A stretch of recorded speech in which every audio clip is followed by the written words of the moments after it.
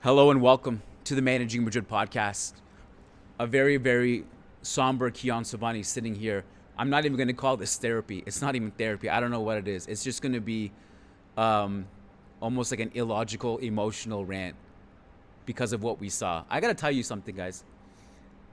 And as you can see, this is long after the game. The stadium's empty. All the journalists are gone. It's literally just me and my thoughts in this place I like to call home, but I have a love-hate relationship with it. I have been to many, many bad Real Madrid losses in my life. And also had a lot of beautiful memories with this team in real life. That comes with the territory. We are Real Madrid fans. Most of you watching this video are. I am. So by that definition of being a Real Madrid fan, being a Madridista, we have had more great, unforgettable memories than any other fan base in the world. We are spoiled. But we also take a heavy set of L's because that comes with the territory. I have been to some really, really bad L's in my life. I was at the Etihad for the 4-0. I was at Anfield last year, for example, the 2-0 where Mbappe missed the penalty. Pretty much every classical bad loss we've had, both the 4-0s and whatever else, take your pick. I was at Ajax 2019 debacle when we lost 4-1. We got outplayed, dominated by Ajax at home. It felt like it was an Ajax home game. And then afterwards in the streets, it felt like being in Amsterdam because the fans just took over the city. Somehow, and I don't really know how to describe it or put it into words, but I'll just try. This being a random league game against Celta Vigo, somehow, some way, was on par with those nights. I'm talking about those are eliminations, heavy losses. This was a loss against Celta Vigo at home, where the energy was so bad, it's actually indescribable how bad it was. Almost to the point where it's like you feel sick to your stomach. That's how bad it was. The energy was off from minute one, I found, like tactically speaking, and I'm not going to really get into tactics, but the decisions we were making, the shape, the pressing, all that stuff was really bad. But the way it all came together in the second half with the head loss of the team was just, and then the second goal, the icing on the cake, was just, it was a hall of shame night from everybody. Everybody. The players, from Xabi Alonso, the referee, although I'm not even going to sit here and talk about the referee because that's the least of our problems. It's just something that happened in addition to us being bad and losing our heads. We can't care more than the players do. Look at the way we defended Celta's first goal. Look at Tchouaméni. I'm not even going to describe it. Just go back on your own time and look what Tchouaméni is doing on that defensive sequence. There is zero urgency. Whatever Carreras and Fran Garcia were doing, whatever Fran Garcia was doing in general,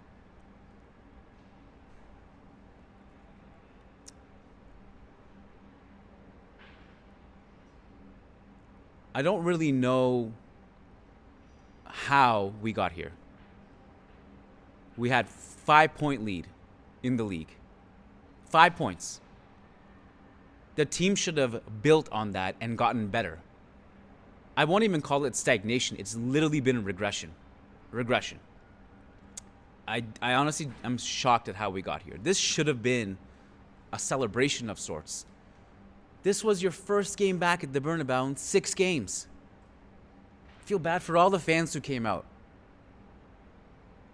I have friends who came to this game. They paid an arm and a leg to get in. And this is what they were treated to.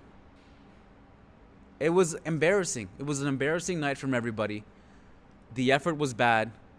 And then everything else was just bad. Like, if you want to get into it,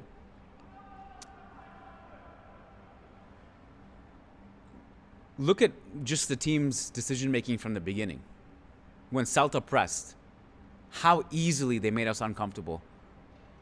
We were forcing these vertical passes and putting our players under pressure for no reason when we could have just circulated possession and have been more patient. But then there were times where the team just needed to accelerate and slowed it down. Militau, oh my God, Militau. Somehow, one of the biggest talking points, if not the biggest talking point of the night, which I was going to lead with, that left a really sour taste in my mouth, the Militau injury, somehow became a backstory with that Hall of Shame second half that we saw. What a disaster to see our best defender pull up and leave the field limping with a hamstring injury during a defensive injury crisis. And so cruel, man. Militau was probably one of the guys I would always say, like, he could hold his head high. Coming back from 2 ACLs, playing at the level he's been playing at. And look at the play he got injured on. He holds his line well, forces the player offside.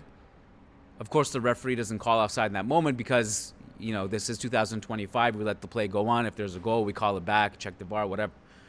So he lets the play go on. And Militau, just in case, goes in and puts in an incredible defensive challenge, wins the ball, and gets injured. It's so cruel, man.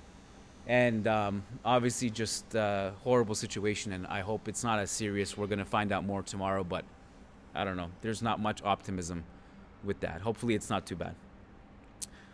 Anyways, the reason I mentioned Militau initially, apart from the injury, was because we had long ball situations. I know Celta, for most of this game, were in a low block. But there were plenty of times, especially in the first half when they were holding a higher line, where we had plenty of long-range passing options. This is rocket science. This is not rocket science. It's literally the opposite of rocket science. If the team is pressing you, holding high line, and you have two incredibly fast players in Vinicius and Mbappe, you play the long ball over the top. Militau, just before he got injured, he was begging. I don't know if they showed it on camera, but here you could see it. He's begging. He's screaming at Vinicius and Mbappe, make the run, make the run. He's looking up. He's begging to make the run so that he can hit the long ball. And they just weren't.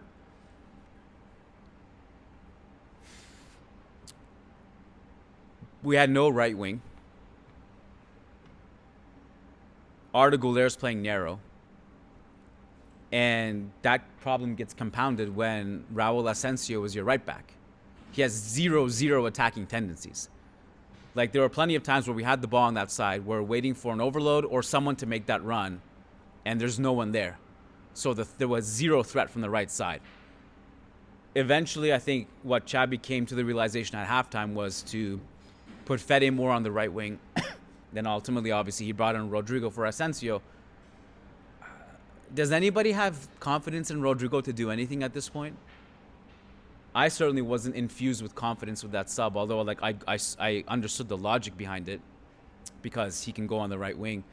Some of the stuff that, and I don't know, maybe Masantuono is just not fit enough even to play 10, 20 minutes. But how did such a prominent player from the start of the season when the team was winning, regardless of what you thought about him, he works his ass off. He brings the threat level from the right. And we had Rodrigo and Vini on the left, Mbappe, Gonzalo Garcia in the middle, Masantuono and Brahim on the right. Everything. We just basically just rejigged the whole thing. And I don't know why. Obviously, there is some player kind of power here at play. But still, man, everything's been disappointing to me. Everything from Xabi Alonso from, I would say, early November until now has been disappointing. His lineups, his decision-making, his in-game management. The effort from the players have been disappointing.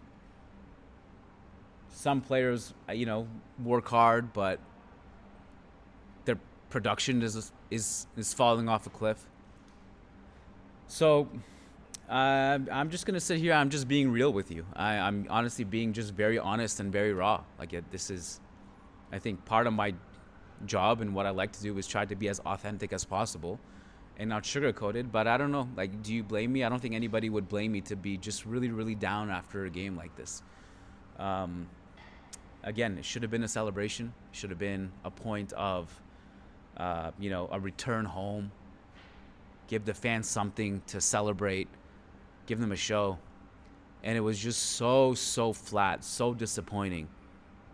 And on top of that, just such a head loss in the second half that I just can't even really put into words.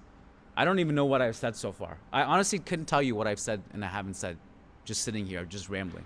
I'll just bring my laptop over and see if I missed some notes, but honestly, I don't even feel like going through my notes and like talking about stuff that went wrong, because it was just more of like the energy that was so off tonight.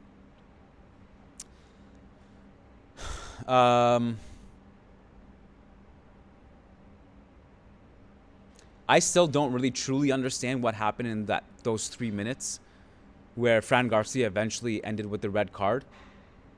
I'm just confused. Like, I'm sitting here and I still really haven't seen replays or anything like that.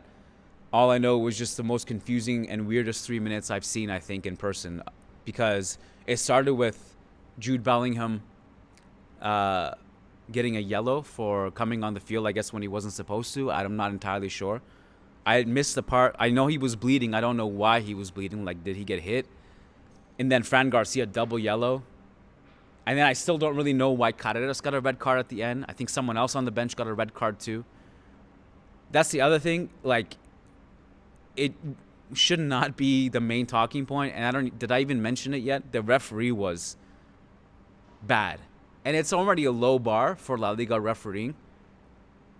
But that was some of the worst refereeing I've ever seen. And I don't even want to sit here and talk about it because it's not the main talking point because of how bad Real Madrid were.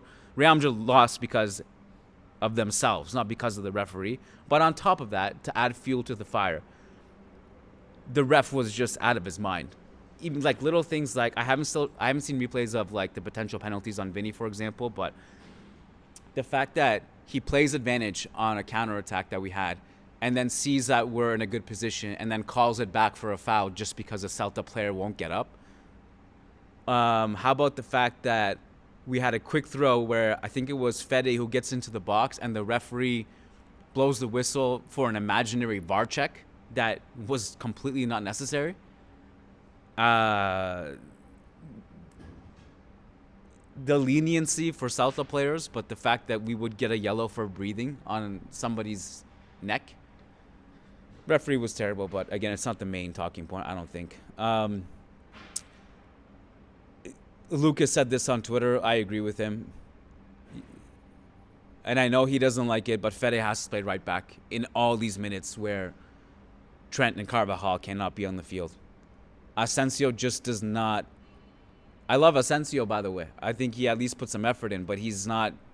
He does not have attacking tendencies at all. Actually, I mean, no one was good, but I thought Fede put in a good fight, and at least went down fighting. Some good, strong ball carrying, tried to escape pressure as best as he could, sometimes single-handedly.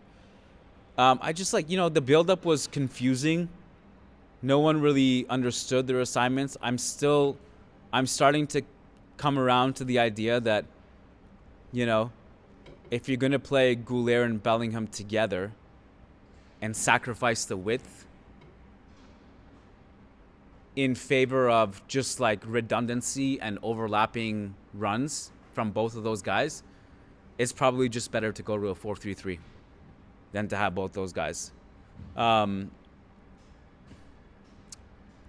Rudiger, I thought, was mostly good when he came in for Militau. It's not really his fault. The defense breaks down far before the ball even reaches him. Rodrigo was bad. Vinicius wasn't efficient at all. He did have a couple good dribbling sequences, but Mbappe basically was dropping deep for most of the first half, dribbling past people. Had a great chance, puts his chip over the bar.